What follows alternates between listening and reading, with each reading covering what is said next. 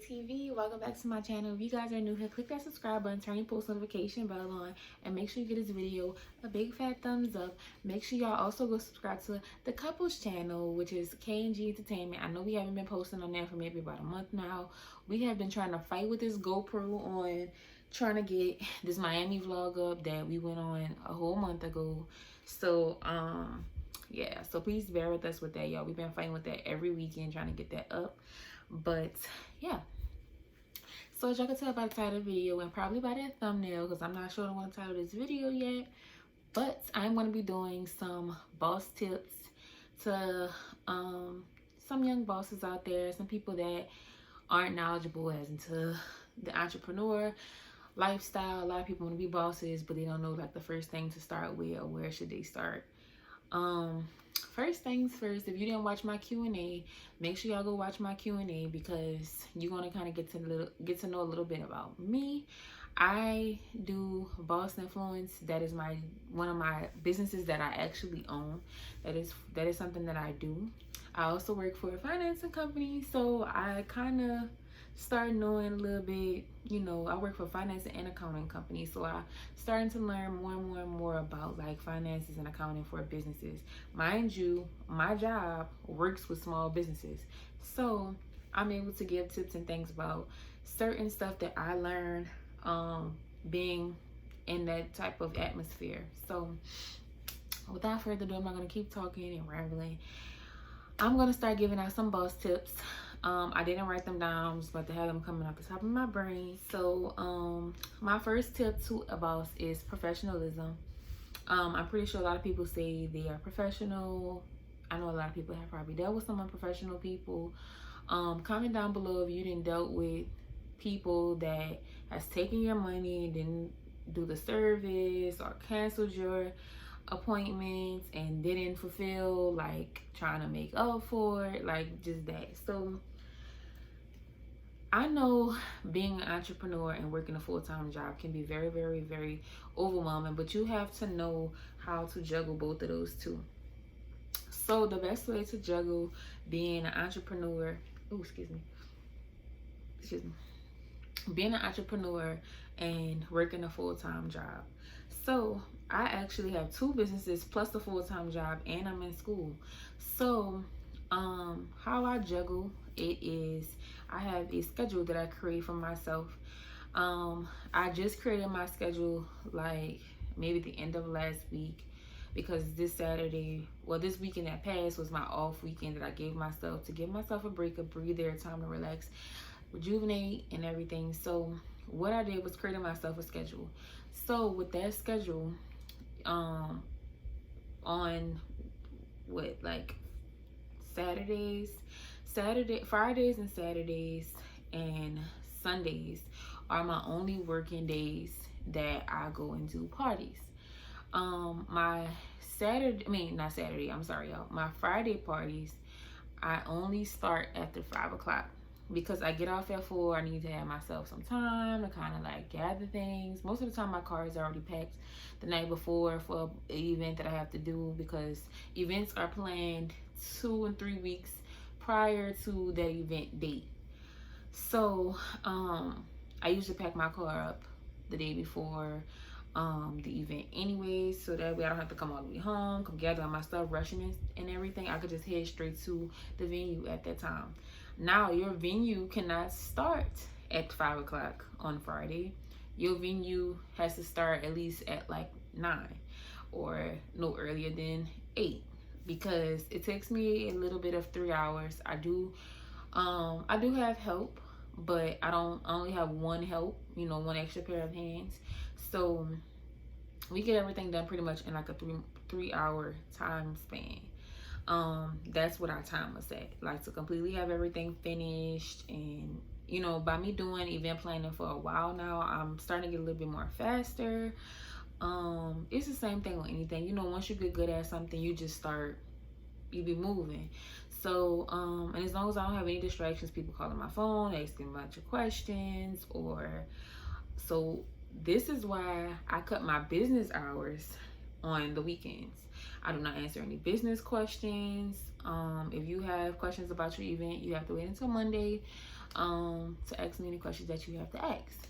So just make sure y'all construct business hours from personal hours, from consultation hours, because if you are a event planner or some type of planner in any type of way where you have to do things for people, you need to construct yourself some consultation time where they can talk to you and ask you as many questions as they want. And then your business hours is the hours that you only work, like, oh, I'm only working from 8 to that night on a Friday. Saturdays I'm open the whole day, Sundays I'm open the whole day. So just construct yourself some business hours, some consultation hours, and some personal hours. Now if you own like a boutique, like accessories, purses, clothes, and that nature, you don't really need to construct any consultation time. You just need to construct some personal time and some business hours time where you sit on your phone or your laptop, whatever you're using, answer emails, answer DMs, answer text messages, answer the phone for people. Some people prefer calling you, which is, you can build a relationship with your client that way, and that makes people feel comfortable coming back to you. Because lacking communication in a business is like, that's the worst thing that you could do. And a lot of people don't think that that's a big thing, but when you have a package and it's missing, who do you hit up? You go to the business, and you expect for that business to respond back to you. So you have to give out the same type of things that these bigger businesses are doing to other people. And right now, well, within this whole pandemic and everything going on, I know things can be a little bit difficult where, shipping times are delayed, and some people don't understand that. You have to stress that on your site, on your Instagram, however you're promoting your business. Make sure you stress the fact that due to COVID-19, there are delays. Now, I know it's not as bad as it was couple of months ago when the pandemic was really, really, really bad. It's still bad and everybody's still pretty much aware, but everybody's kind of like sort of putting it on the back burner, in a sense. So, just make sure that y'all communicate with them about that. If you are on a no refund strict policy, make sure you enforce that. Make sure you enforce it through your booking sites or your websites. Make sure y'all put that on there in the fine print, because that's the only way that can protect your business from getting disputes or anything else that can happen as far as people trying to get a refund. Have a refund policy. Make sure you create a refund policy. Don't just say no refunds. Make sure why are you having a refund policy. I'm having a refund policy because swimsuits, once you put that on, baby, don't nobody else want to put that on over their private areas. So just make sure that y'all put refund policies, and make sure you have in your refund policy basically why, but make sure you word it in the most professional way that you can. We have a strict refund policy. All sales are final. Even if you have to go on like a Forever 21 or a Fashion Nova or Pretty Little Thing, or any of these other higher up businesses, if you have to go and see what their refund policy look like, to kind of give yourself an idea. Do not copy it, but kind of reword it and put it in your own terms, so that way you can kind of understand how you're supposed to create your own refund policy. You're basically analyzing their refund policy to give yourself one. Also do that with shipping policies. Protect your business. Also make sure that you guys get an LLC, because if you don't have an LLC, your business is technically under you. So what that means is, if you guys don't know what an asset is, make sure you guys go and look up what an asset is. Assets are things that you own. So basically, if your business doesn't have an LLC and you're just going under your name, you may have a name for your business. My name of my business is, say for instance, your name of your business is Fly Girl Boutique. That's just something off the top of my head. Fly Girl Boutique. Okay. But it's Fly Girl Boutique. It's not Fly Girl Boutique LLC. If by you not having your business legalized by the state, if your business gets sued, you're going to lose everything. Like, you personally are going to lose everything. You can lose your house, your car, all of that. But if you have an LLC, you basically have your name underneath that business, but only if someone sues you, they can only come for what your business owns, not what you own. So they can't come for your car, your house, girl. They can only come for your business. So if your business just got closed, baby, they can only come for them clothes you have or the amount of money you made. You know, you can't give them nothing else outside of that, so you don't lose as much money. Okay, so that's one thing. Just make sure you guys educate yourselves on that. Do your research. I know wanting to own a business and being own boss is a goal for a lot of young women nowadays. Our generation and the generations to come are very, very, very motivated with life. We do not settle. We are more like go-getters. You know, that's how I like to describe. And I'm so proud of the generations that are happening and are coming. I'm glad that a lot of people are trying to do their own thing, but just educate yourselves. I don't want to see anyone do the wrong thing and, you know, you like complain about how you should never open the business and everything. Try to do your business with no regrets, you know. So just do your research, you know. Keep watching me and get y'all boss tips. And this can go for either. It don't have to just be for women. It could be for men as well. But yeah, that's what that boss tip was. And being professional, y'all, like I said, have time. Create y'all some time management. I'm telling you, because I have dealt with makeup artists, nail techs, hairstylists, wig specialists, or whatever you want to call yourselves. You know, not everybody, not coming for nobody. I want nobody in the comment section saying y'all, you know, like that. But I've dealt with somebody who didn't do my nails, completely didn't show up to my appointment. I done had somebody with makeup. I reached out to her so many different types of ways. She never hit me back up until, you know, I told her, like, I don't want to have to come for your business in any kind of way on social media, but I'm trying to let you know that what you did is very unprofessional. I just want you to just know that, you know. With hairstylists, I done had hairstylists push my appointments back 2 days. I was supposed to go to you on a Saturday and you pushing it back till Monday and Tuesday. Like, that's just unprofessional to me. I know things happen, things come up, but you need to communicate with your clients when things like that happen.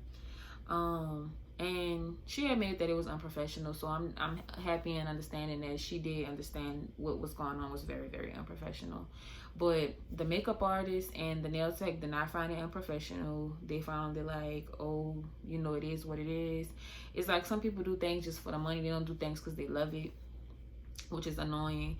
I done had a wig where I was supposed to get a wig from somebody, and she kept pushing it off on when I was coming to get my wig.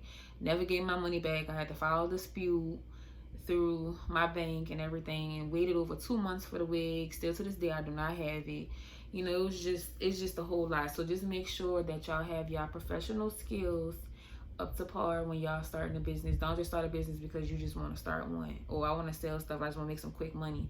Make your business be something that reflects you. You don't want nobody to reflect you as a scammer, or somebody who just takes people money, or somebody who's just unprofessional or ghetto. You know, you don't want nobody to see you as that person. You want to be known as that, I'm the boss, baby. Like, don't get on there saying you a boss and you getting on there and you cussing and fussing with your clients. It's just certain things. Learn how to conduct yourselves when it comes down to, you know, responding to a client. Y'all gonna get that one ignorant client that's gonna make you want to punch on their face. But guess what? You have to be the bigger person when you become a business owner. You cannot be a business owner and just fussing with everybody.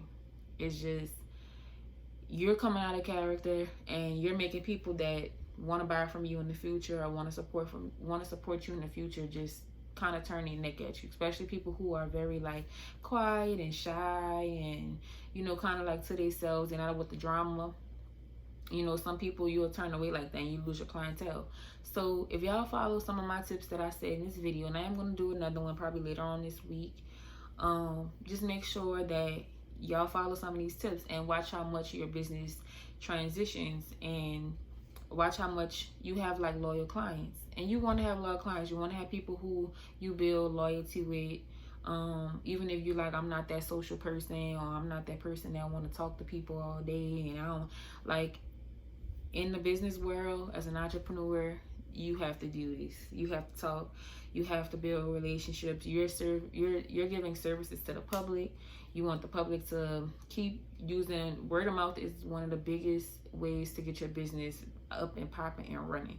So you want people to be like, oh girl, when I went to her, she was so professional. She gave me my stuff on time, or she was at my appointment on time. She was there. She was waiting on me, you know.